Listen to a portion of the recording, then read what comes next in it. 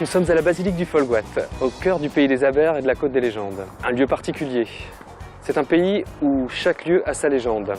Et je les connais bien puisque j'y suis né. Cet édifice, par exemple, fut construit sur un miracle.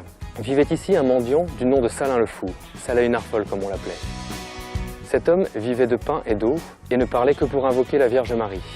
À sa mort, il fut enterré non loin d'ici, et sur sa tombe poussa un lys sur les pétales duquel on pouvait lire, en lettres dorées, Ave Maria.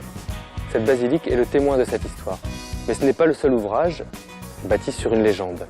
Suivez-moi, je vous emmène au Pont du Diable.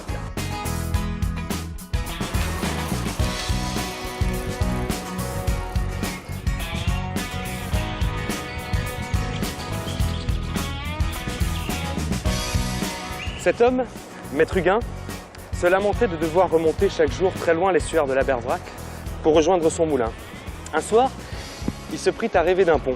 C'est alors que le diable apparut et lui proposa de réaliser son rêve, à condition que la première âme qui le traverserait lui soit dévolue.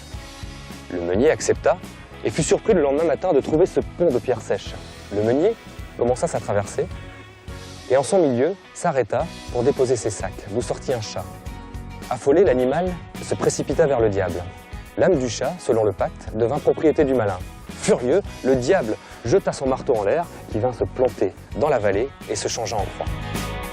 Poursuivons notre quête des lieux légendaires, les naufrageurs, Saint-Goulevin, et rejoignons la côte.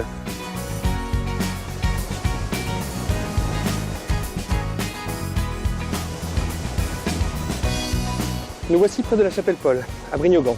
L'un des 7 saints fondateurs bretons, Paul Aurélien, a débarqué ici dans une auge de pierre. Trop lourde pour être déplacée, son ermitage fut construit ici, à l'endroit de son embarcation.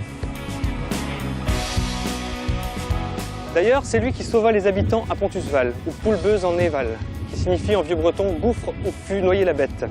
Un dragon terrorisait et dévorait les habitants du pays.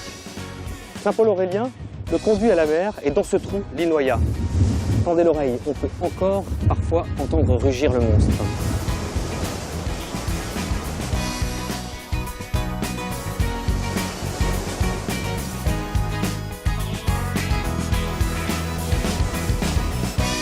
Ce que j'aime dans ces légendes, c'est qu'elles prennent tout leur sens dans cette nature sauvage.